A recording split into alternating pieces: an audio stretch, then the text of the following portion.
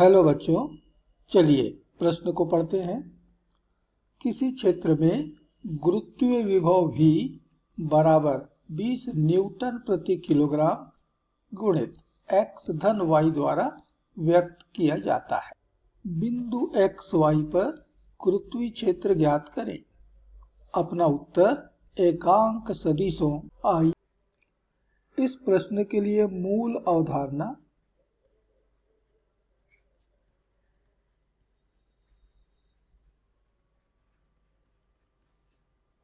यह है, गुरुत्वीय विभव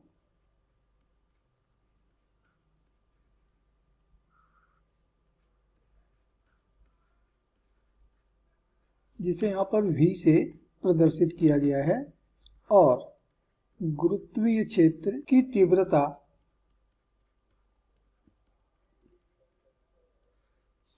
इसे हम E से प्रदर्शित करेंगे में संबंध।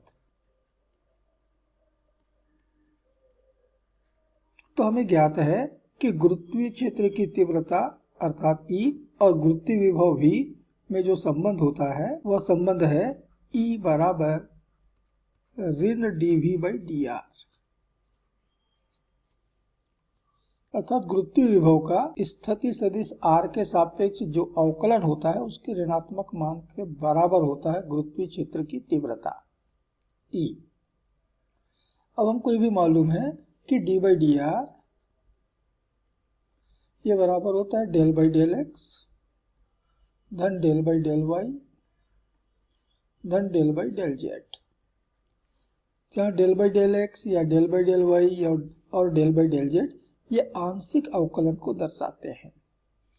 यदि आपने अपने फलन में v के फलन में del/del x ऑपरेट किया है, इसका मतलब कि आपके लिए केवल x चर है, उसी का अवकलन होगा और y और z ये दोनों ही अचर माने जाएंगे, नियत माने जाएंगे। उसी तरह से हम जब del/del y ऑपरेट करते हैं तो अब हमारा फलन जो है v का जो भी समीकरण दिया हुआ है उसका केवल y के सापेक्ष अवकलन करना होगा, x और z को चर मानते हुए, x और z को अचर मानते हुए, नियतांक मानते हुए, और इसलिए हम इनको कहते हैं आंशिक अवकलन। तो हमारा E बराबर हमको मिल जाएगा, इसलिए E बराबर माइनस del/del x धन del/del y धन del/del z गुणित V। यहाँ पर एक चीज मैं और बतला दूं कि हम जब V के ऊपर del/del x ऑपरेट करेंगे तो जो क्षेत्र मिलेगा, गुरुत्वीय क्षेत्र मिलेगा, वह x दिशा का होगा, अर्थात गुरुत्वीय क्षेत्र की तीव्रता का x घटक प्राप्त होगा। इसी तरह से del/del y ऑपरेट करने पर गुरुत्वीय क्षेत्र की तीव्रता का y घटक प्राप्त होगा और इसी तरह से अंत में z घटक हमको मिलेगा। और जब ये तीनों घटक हमको प्राप्त हो जाए तो गुरुत्वीय क्षेत्र की तीव्रता को हम सदिश रूप में लिख सकते हैं E बराबर x घटक गुणित i कैप धन y घटक गुणित j कैप धन z घटक गुणित k कैप। और यही हमसे क्वेश्चन में, प्रश्न में पूछा गया है। तो यह प्रश्न इसी अवधारणा पर आधारित है। तो बच्चों, प्रश्न में हमको दिया हुआ है कि गुरुत्वीय विभव V ये बराबर दिया है 20 न्यूटन प्रति किलोग्राम गुणित x धन y। ये हमको प्रश्न में दिया हुआ है और इसलिए गुरुत्वीय क्षेत्र की तीव्रता का x घटक मान लेते हैं Ex है, ये बराबर होगा ऋण del/del x ऑफ V। तो चलिए इसमें V का मान रख देते हैं, तो माइनस या ऋण del/del x और V का मान दिया है 20 न्यूटन प्रति किलोग्राम गुणित x धन y। अब याद रखना कि हमको यहाँ पर x के सापेक्ष दिए गए फलन का अर्थात गुरुत्वीय विभव का आंशिक अवकलन करना है। हम x के सापेक्ष अवकलन कर रहे हैं तो हमारे लिए x ही चर है, शेष अर्थात y और z ये दोनों ही अचर होंगे। तो अवकलन कीजिए x के सापेक्ष, तो ये 20 न्यूटन प्रति किलोग्राम, ये तो नियतांक है, बाहर कर देते हैं इसको हम अवकलन से।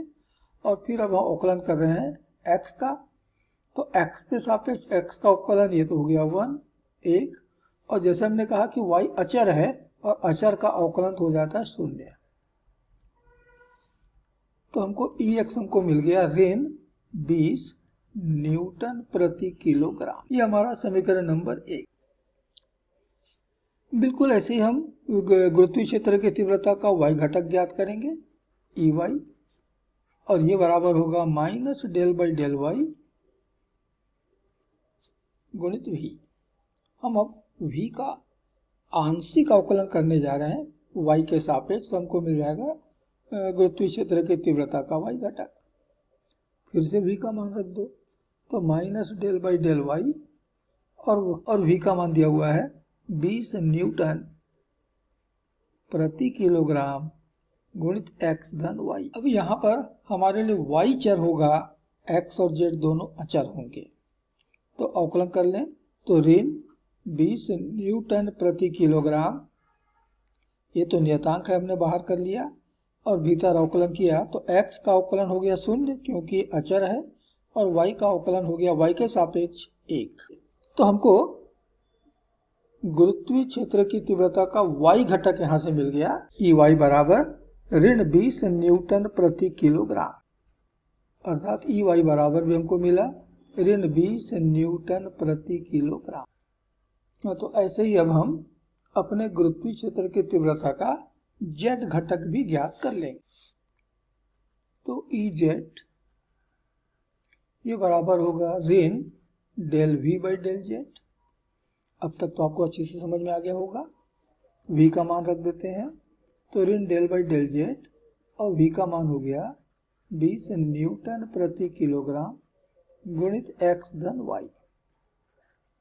ध्यान देना कि अब हमको z के सापेक्ष में अवकलन करना है, x और y दोनों को अचर मानते हुए, कांस्टेंट मानते हुए। तो ऋण 20 न्यूटन प्रति किलोग्राम, ये नियतांक को तो बाहर कर लो, और चलिए भीतर अवकलन करते हैं। तो यहाँ पर x है, z के सापेक्ष इसका अवकलन हो गया 0 क्योंकि x एक नियतांक है, और y का भी अवकलन हम जब करेंगे तो ये भी एक नियतांक है, अचर है, इसका भी हो गया 0, अर्थात z घटक तो हमको मिल गया 0। और इसलिए दिए गए क्षेत्र में गुरुत्वीय क्षेत्र की तीव्रता E, जो कि बराबर होता है Ex I कैप धन Ey j कैप धन Ez k कैप, तो ये मिल गया ऋण 20 न्यूटन प्रति किलोग्राम I कैप धन Ey भी हमको मिला है ऋण 20 न्यूटन प्रति किलोग्राम j कैप, और ये तो हमको 0 मिला है 0। हम चाहे तो यहाँ से ऋण 20 को हम माइनस 20 को ऋण 20 को हम उभयनिष्ठ ले सकते हैं, न्यूटन प्रति किलोग्राम को भी उभयनिष्ठ ले लेंगे। तो ऋण 20 ये हमने उभयनिष्ठ ले लिया, तो अंदर बचेगा I कैप धन j कैप, और न्यूटन प्रति किलोग्राम को मैं अंत में ले लेता हूं बाहर। ये हो गया दिए गए क्षेत्र में गुरुत्वीय क्षेत्र की तीव्रता के लिए समीकरण, उसके लिए व्यंजक, और वो भी एकक सदिश, मात्रक सदिश I J K के पदों में। और इसलिए यही हमारे इस प्रश्न का अंतिम उत्तर होगा। आशा करते हैं आपको समझ आया होगा। धन्यवाद।